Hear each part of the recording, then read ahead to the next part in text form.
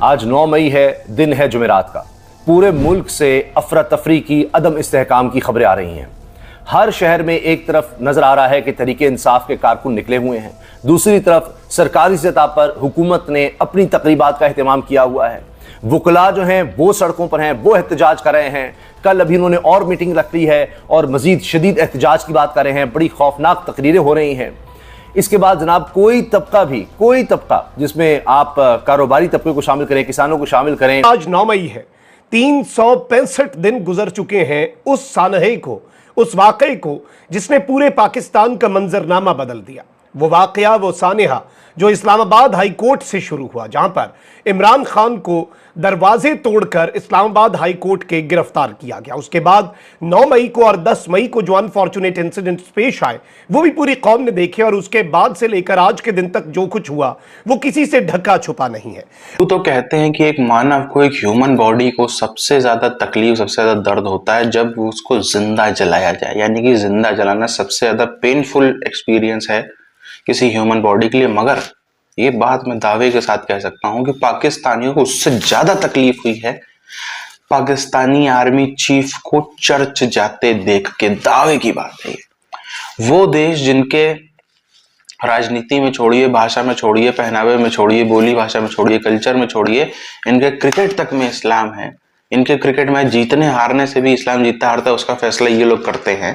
जिस देश में हर छोटी छोटी चीज पे इस्लाम हो, वहां पर, यहाँ पे हिंदुओं को होली नहीं खेलने दी जाती हो, जहां पर क्रिश्चियनों के चर्च तोड़े जाते हो, उसी देश का आर्मी चीफ, यानी कि उस देश का मालिक, उस देश का माई बाप, उस देश का करता धरता सब कुछ, वही जाकर के चंद डॉलर अमेरिका में गया है। क्रिसमस का मौका, थोड़ी सी भीख मिल जाएगी, थोड़े से पैसे मिल जाएंगे, इसके लिए उसने अपना दीन ईमान बेच दिया। सऊदी वाले को, ये मोहम्मद बिन सलमान साहब को ये लोग बोलते हैं कि वो काफिर हो गया जो ये सब करता है। इनको क्या बोलोगे? इनको किसी पाकिस्तानी की आज हिम्मत नहीं है कि मुंह पर बोल दे कि ये आर्मी चीफ हमारा काफिर हो गया। अंदर ही अंदर सब जल भी रहे हैं। मगर पंजाब के शहर खानेवाल से बताया जा रहा है इनका ताल्लुक। अभी चंद दिन पहले आपने देखा कितना हौलनाक वाकया हुआ बलूचिस्तान में ही, कि लोगों को शिनाख्त किया गया, बसेस से उतारा गया, उनको अगवा किया गया, उनका ताल्लुक भी पंजाब से था, और उसके बाद उनको गोलियों से भून दिया गया, छलनी कर दिया गया, कत्ल कर दिया गया। और ये भी मजदूर तबका, और ये भी अभी जो आज वाकया सामने आया है 7 अफराद का कत्ल, ये भी मजलूम तबका। और सुनिए कि एयरपोर्ट पर आग लग गई। ये कहना जी डॉलर कंट्रोल कर लिया है, ये किसी भी वक्त धमाका हो सकता है, क्योंकि हमने 25 अरब डॉलर आगे वापस करने हैं अभी कुछ ही अरसे में। वो कहाँ से आएंगे उसकी समझ नहीं आ रही। और जिस तरह से महंगाई है, जिस तरह से बेरोजगारी है, कारोबार ठप हो चुके हैं। अब इसमें आप देखिए कि कारोबार क्या चलेगा। एक बहुत बड़ा इंडिकेटर आप ये देखें कि इस वक्त तेल और बिजली की खपत नीचे जाती चली जा रही है, क्योंकि लोगों में सख्त ही खत्म हो गई है। तो इकोनॉमिक एक्टिविटी नहीं है। क्या आप बनाएंगे, क्या आप बेचेंगे, एक्सपोर्ट क्या खाक करेंगे। बड़ा अफसोसनाक वाकया जी ये जो गवादर में हो गया बलूचिस्तान में। बड़े दुख की बात है। हम इसकी मजम्मत करते हैं, हम छोड़ेंगे नहीं, हम दहशतगर्दों को पकड़ लेंगे, फलां करेंगे। अभी चंद दिन पहले जब ये बलूचिस्तान में वाकया हुआ, लोगों को बसों से उतार कर जिस तरह जांबाग किया गया, कत्ल किया गया, उसके बाद भी यही स्टेटमेंट्स थी तमाम, यानी प्राइम मिनिस्टर से लेकर सब वज़रा और सभी लोग अब भी वही हैं। सब ये कह रहे हैं जी ये देखें बड़ा अफसोसनाक वाकया है, बड़ा अफसोस हुआ इस बात पर, बड़ा दुख हुआ है, हम छोड़ेंगे नहीं, हम ये कर देंगे, वो कर देंगे, इसको हम भूल नहीं सकते जो कुछ हुआ है।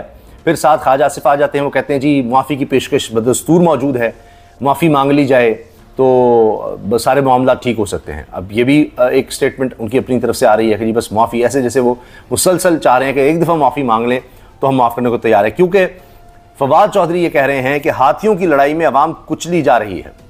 जैसा होता है ना, हाथियों की लड़ाई में कहते हैं जी घास जो है वो तबाह होती है, हाथियों का कुछ नहीं बिगड़ता। तो यहाँ ऐसी लड़ाई जारी है कि हर तबका इस वक्त परेशान।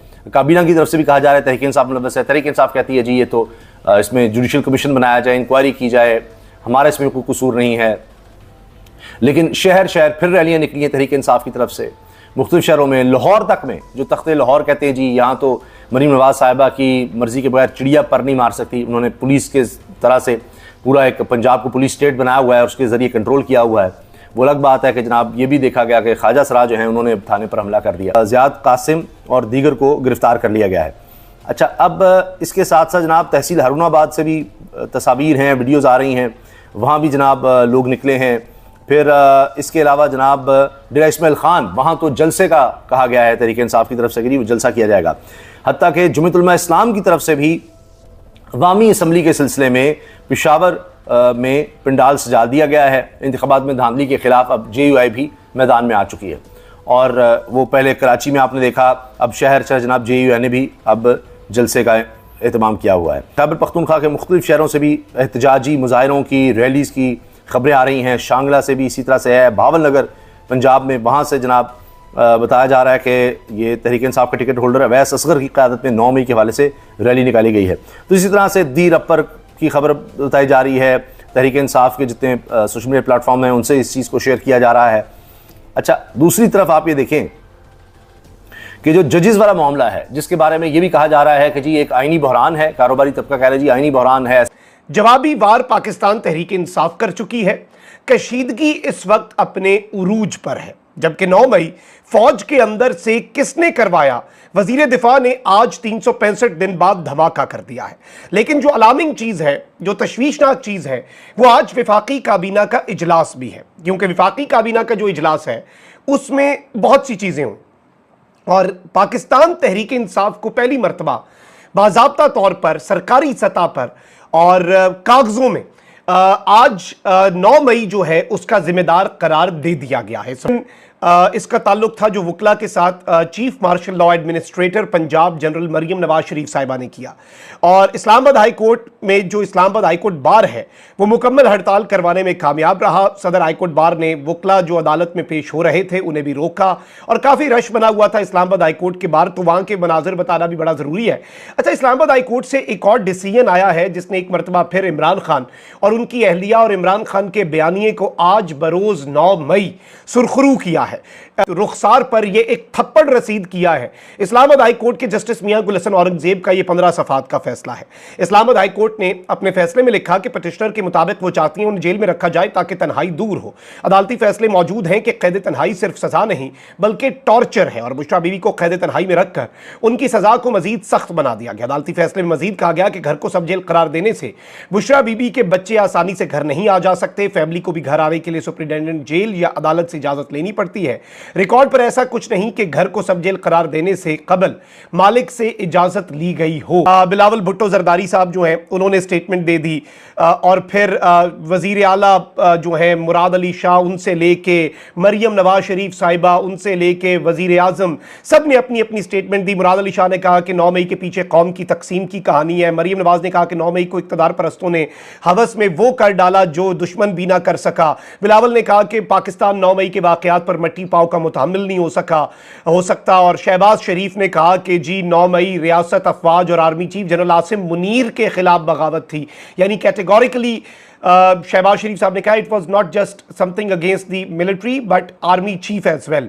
फिर अता तारड़ ने कहा कि इमरान खान से बहुत रियायत हुई, 9 मई के केसेस का फैसला क्यों नहीं हो रहा। तरफ तो आर्मी चीफ ने पाकिस्तान के अमेरिका में डेरा डाले रहे और दूसरी तरफ पाकिस्तान के अंदर पूरी तरीके से हालत खराब होती है। पाकिस्तान के अंदर आज सवाल उठ रहे हैं कि आखिर हमारा आर्मी चीफ, उस देश का आर्मी चीफ जहां पर इस्लाम के अलावा कुछ और चलता ही नहीं है, खाने में, पीने में, पहनावे में, बोलने में, इधर में उधर में, हर चीज में मुसलमान, यहाँ इनके क्रिकेट तक में तो इस्लाम की, क्रिकेट मैच जीत गए तो इस्लाम जीत गया, ऐसी बातें होती हैं।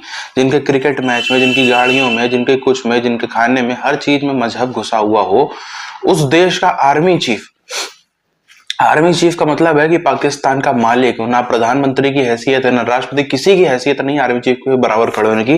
पाकिस्तान का सबसे मजबूत आदमी, वो आदमी जब चर्च में जाता है तो पाकिस्तानियों को लगती है भयानक मिर्च, जो कहते हैं ना दुनिया की सबसे तीखी मिर्च की जो ताप है, उससे भी ज्यादा जलन पाकिस्तानियों को ये मोमेंट देख के, ये तस्वीरें देख के होती हैं। क्यों ना हो, बीच में बिलावल भुट्टो जरदारी जिसके नाना ये कहते थे कि हम घास की रोटियां खाएंगे मगर हजारों सालों तक जो है हम वो हिंदुओं से लड़ेंगे, ये बिलावल भुट्टो जरदारी के नाना जुल्फिकार अली भुट्टो कहते थे। और वही बिलावल भुट्टो जरदारी अब हमको मंदिर जाते जाते हुए नजर आते हैं। जो पाकिस्तान के आर्मी चीफों ने जितना जिहाद फैलाने का, इतना सब कुछ करने का काम किया, आज उन्हीं के आर्मी चीफ जो है चंद पैसों के लिए, चंद डॉलर के लिए अमेरिका भीख दे देगा क्रिसमस का मौका है, अमेरिका से भीख मिल जाएगी, इसके लिए वहां पे चर्च चले गए। ये दीन ईमान पाकिस्तानियों का है जो आज सबको सामने नजर आ रहा है। इसीलिए पूरे पाकिस्तान में हाय तौबा मची। एक तरफ अपने देश के अंदर जो क्रिश्चियन कम्युनिटी है उसके ऊपर हमले कर रहे हैं, अटैक कर रहे हैं, सब कुछ, उनके चर्च तोड़ रहे हैं, सब कुछ कर रहे हैं। क्रिश्चियन जो नर्सेज हैं सर क्रिश्चियन हॉस्पिटल्स में, उनके ऊपर अटैक कर रहे हैं, और यहाँ पर जो है ऐसी हरकतें पाकिस्तान में होती हुई नजर आ रही हैं।